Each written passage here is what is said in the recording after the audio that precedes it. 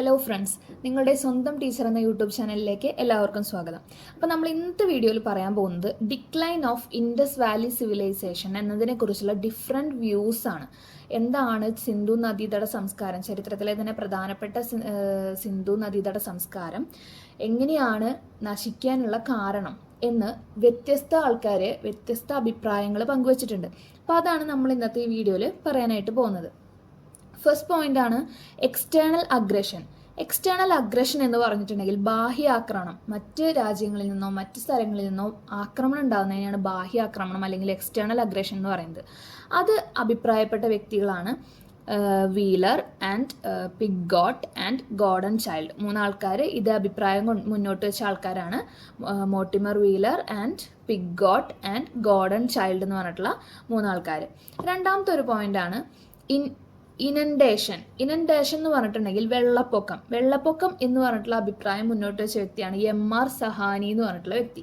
അപ്പം വെള്ളപ്പൊക്കം കാരണമാണ് സിന്ധു നദീതട സംസ്കാരം നശിക്കാനായിട്ടുള്ള കാരണം എന്നാണ് ഇദ്ദേഹം പറയുന്നത്. ഓരോരുത്തരുടെ അഭിപ്രായങ്ങളാണ്, വ്യത്യസ്ത എവിഡൻസ് വെച്ചിട്ടുള്ള അഭിപ്രായങ്ങളാണ് അവർ മുന്നോട്ട് വെച്ചിരിക്കുന്നത്. ഇതിൽ കൂടുതൽ അഭിപ്രായങ്ങൾ നമ്മൾ വന്നിട്ടുണ്ട്, പക്ഷെ അതിൽ ഏറ്റവും പ്രധാനപ്പെട്ട അംഗീകരിച്ചിട്ടുള്ളതായിട്ടുള്ള കുറച്ച് ഇമ്പോർട്ടൻ്റ് ആയിട്ടുള്ള പോയിന്റ്സ് ആണ് ഇവിടെ പറയുന്നത്. ഓക്കെ, ദെൻ മൂന്നാമത്തെ പോയിന്റ് ആണ് എപ്പിഡമിക്, അതായത് പകർച്ചവ്യാധി മൂലമാണ് ഇൻഡസ് വാലി സിവിലൈസേഷൻ നശിക്കാനായിട്ടുള്ള കാരണമെന്ന അഭിപ്രായം മുന്നോട്ട് വെച്ച വ്യക്തിയാണ് KVR കെന്നഡി എന്ന് പറഞ്ഞിട്ടുള്ള വ്യക്തി. KVR Kennedy. നാലാമത്തെ ഒരു കാരണമാണ് ടെക്ടോണിക് ഡിസ്റ്റർബൻസസ്, അതായത് ടെക്ടോണിക് അസ്വസ്ഥതകൾ കാരണമാണ് ഈ ധോളവീര പോലുള്ള സൈറ്റുകൾ നശിച്ചത്. അതുപോലെ ഇൻഡസ് വാലി സിവിലൈസേഷൻസ് നശിക്കാനുള്ള ഒരു കാരണം എന്ന് പറയുന്നത് ഇതാണെന്നാണ് ആര് പറയുന്നത്? മാർഷൽ ആൻഡ് റെയ്ക്സ് പറയുന്നത്. മാർഷലും റെയ്ക്സും മുന്നോട്ട് വെച്ച അഭിപ്രായങ്ങളാണ് ഇതെന്ന് പറയുന്നത്. ഓക്കെ, ദെൻ നെക്സ്റ്റ് ആണ് സഡൻ ഡിക്ലൈൻ. പെട്ടെന്നുണ്ടായ ഒരു ഇടിവും കാരണമാണ് നമ്മുടെ ഇൻഡസ് വാലി സിവിലൈസേഷൻ നശിക്കാനായിട്ടുള്ള കാരണം.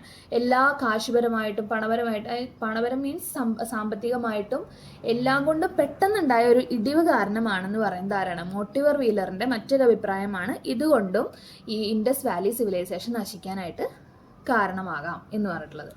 പിന്നെ അടുത്തൊരു അഭിപ്രായമാണ് ക്ലൈമറ്റിക് ചേഞ്ച് കാരണമാണ്, അതായത് കാലാവസ്ഥാ വ്യതിയാനം കാരണമാണ് ഇൻഡസ് വാലി സിവിലൈസേഷൻ നശിക്കാനായിട്ടുള്ള കാരണം എന്ന അഭിപ്രായം മുന്നോട്ട് വെച്ച വ്യക്തികളാണ് RL സ്റ്റെയിൻ എന്ന് പറഞ്ഞ വ്യക്തിയും AN ഘോഷ് എന്ന് പറഞ്ഞിട്ടുള്ള വ്യക്തിയും. ക്ലൈമറ്റിക് ചേഞ്ച് മൂലം എന്ന് പറഞ്ഞിട്ടുള്ള അഭിപ്രായം. പിന്നെ ഒരു കാരണമാണ് deforestation and scarcity of resources and ecological imbalances. ഈ മൂന്ന് കാരണങ്ങൾ കൊണ്ടാണ്. എന്തൊക്കെയാണ് കാരണങ്ങൾ?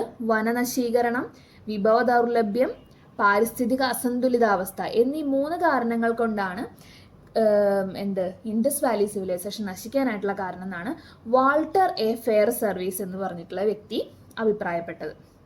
ഇത് കാരണം മാത്രം എന്നല്ല അവർ അഭിപ്രായം പറയുന്നത്, അതുകൊണ്ടും കൂടിയിട്ടാണ്, അല്ലെങ്കിൽ ഇതാണ് മെയിൻ കാരണം എന്നാണ് ഈ അഭിപ്രായം മുന്നോട്ട് വെച്ച വ്യക്തികൾ ഉദ്ദേശിക്കുന്നത്. ദെൻ അടുത്തൊരു കാരണമാണ് ഫ്ലഡ് കാരണമാണ്, വെള്ളപ്പൊക്കം ഉണ്ടായത് കൊണ്ടാണ് ഇത് നശിക്കാനായിട്ട് കാരണം എന്ന് മാർഷലും SR റാവുവും മാക്കി എന്ന് പറഞ്ഞിട്ടുള്ള വ്യക്തിയും പറയുന്നുണ്ട്. അതിനൊരു ഉദാഹരണം അവർ മോഹൻജൊദാരോവിനെ പറയുന്നുണ്ട്.